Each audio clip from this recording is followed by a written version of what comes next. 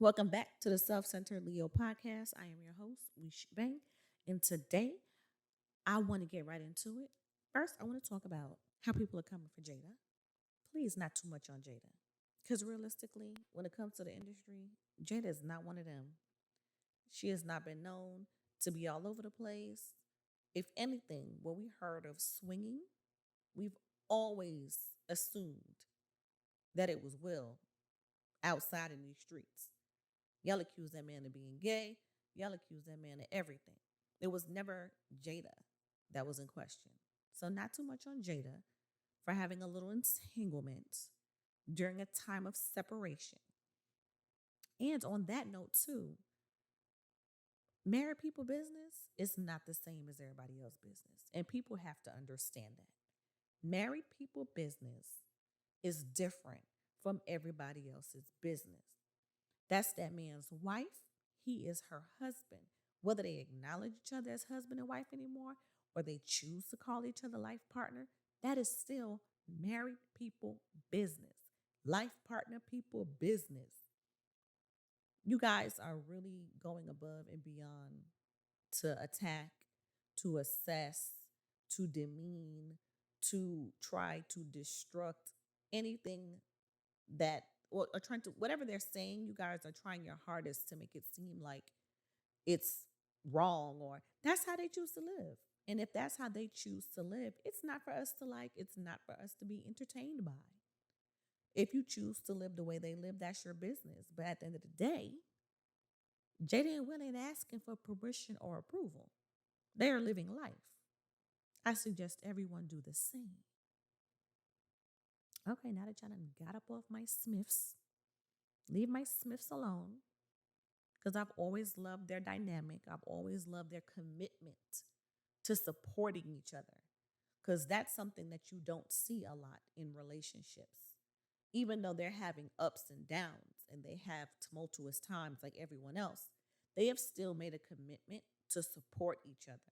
And that's something new because divorce doesn't always have to be ugly. Separation doesn't always have to be ugly. They've decided that they're going to live amicably and they're going to support each other for life. There's nothing wrong with that. That's their dynamic. It works for them. And I think everyone should just take a step back and evaluate their own lives and assess your own dynamic and see how your situation is playing out. You might be in a situation that is not serving you and you don't even realize it because you're busy judging. Judge less, learn more. Okay, now that we're off Will and Jada, I have to address my concerns for CJ.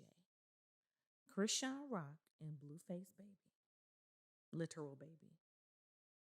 And I don't judge her because I understand motherhood is one of those things that there is no recipe on how to do it. There's no right way, there's no wrong way, there's no best practice. When you are a mother, that shit comes at you fast. It's like a lightning bolt. You have to really learn how to do what it is that you're going to be doing through trial and error. But it's also very important to know that once you become a mother, listening takes on a whole new meaning. You have to tap into your village. You have to tap into all avenues of help and concern because people genuinely are sharing what they know to help you handle this situation. No one likes to see a mother struggle.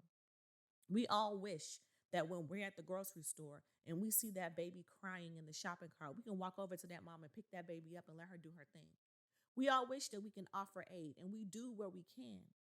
But in this situation, I don't know if it's because of her fear from all the things that she's shared about, not feeling safe and she doesn't want anything bad to happen to her baby. I understand that.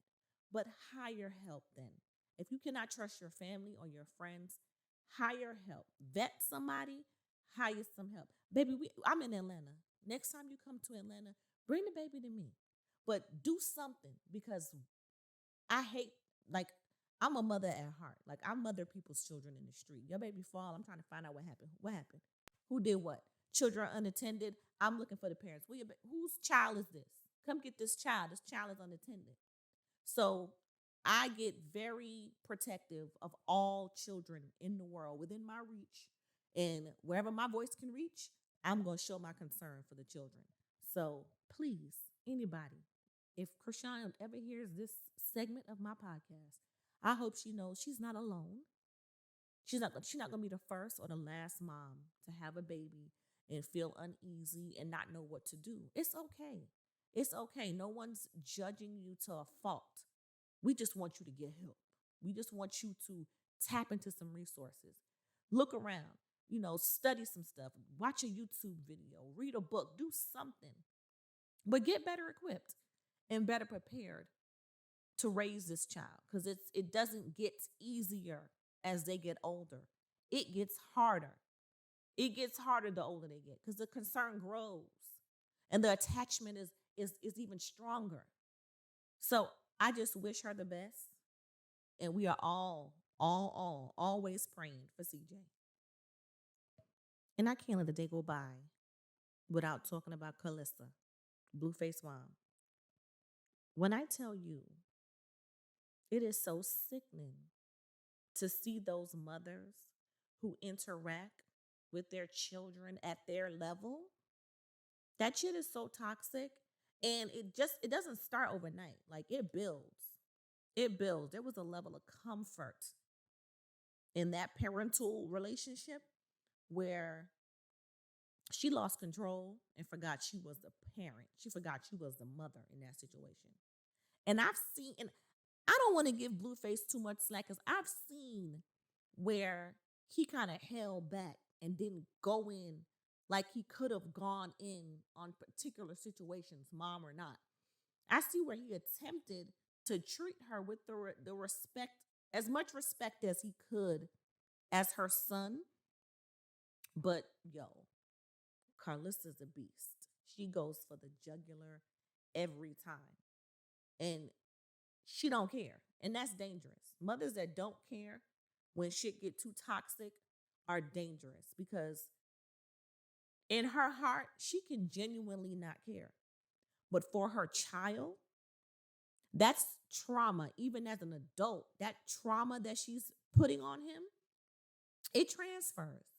And she may think that, oh, she's just saying what she's saying, get over it, da da da da. For him, it's not the same. He's internalizing that shit. He's gonna carry that shit everywhere he go. It's just what children do. No matter how old you get, no matter how grown you are, there's a level of nurture you still expect from your parent. And when your parent cannot give you that, there is a longing for it. There is an absence of it, and it shows. It shows in your dynamic. It shows in how you interact with others. It can affect your development. Like sometimes we say, damn, that happened so long ago. Why don't they let it go? And it's like when it comes to parents, for some people, it's not that easy to let go because that longing, that child inside is still longing for that parent to step up and do what they're supposed to do.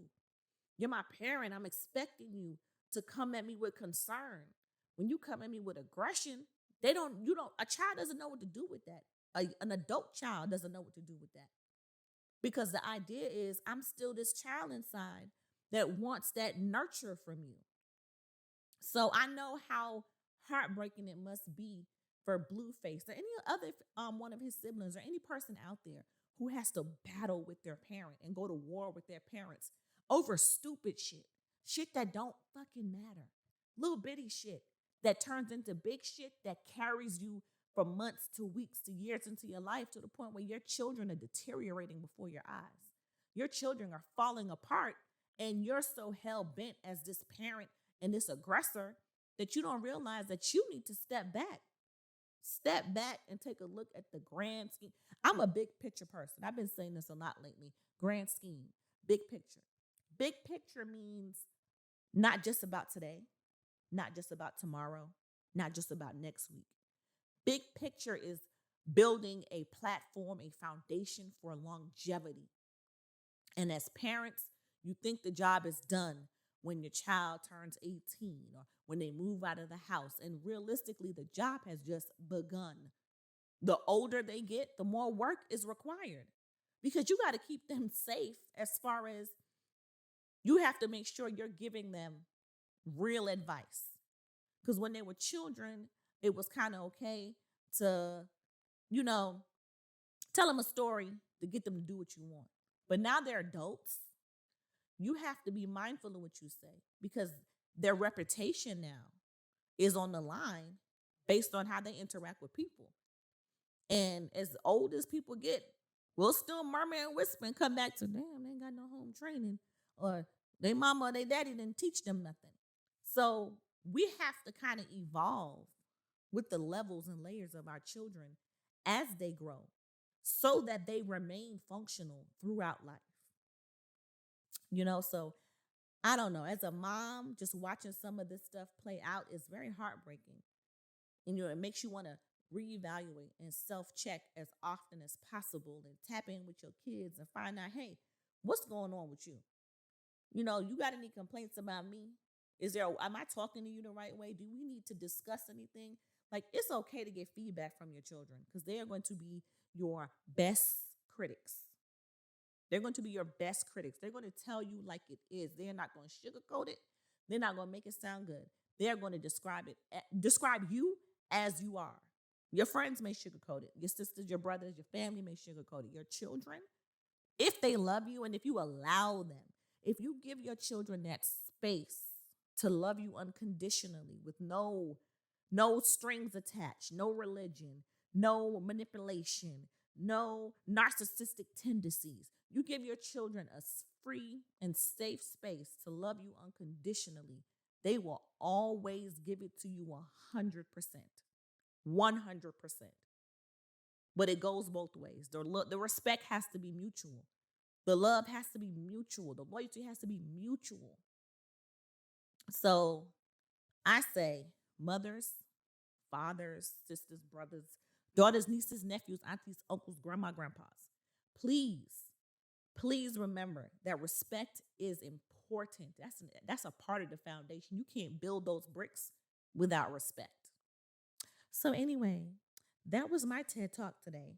I was just trying to give a little bit because I'm stepping into my podcast and stuff. Next up for me is I want to start doing videos and I'm working on some stuff. I'm building my little set, so that is to come.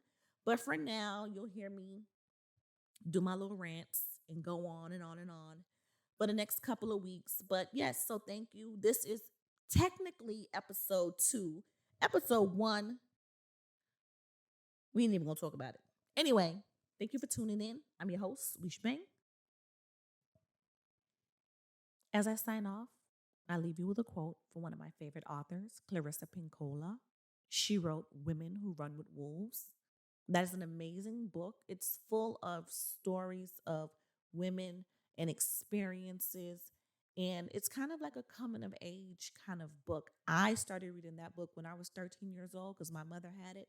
And I gave my daughter her own copy at 13. It's a great book. I wish all women could just really tap into that book and soak up some of that knowledge. The instinctual nature tells us when enough is enough. It is prudent and life preserving. Sometimes it is difficult for us to realize when we are losing our instincts, for it is often an insidious process that does not occur all in one day, but rather over a long period of time. Thank you for tuning in. I'm your host, Wish Bang, and this is the Self Centered Leadership Podcast.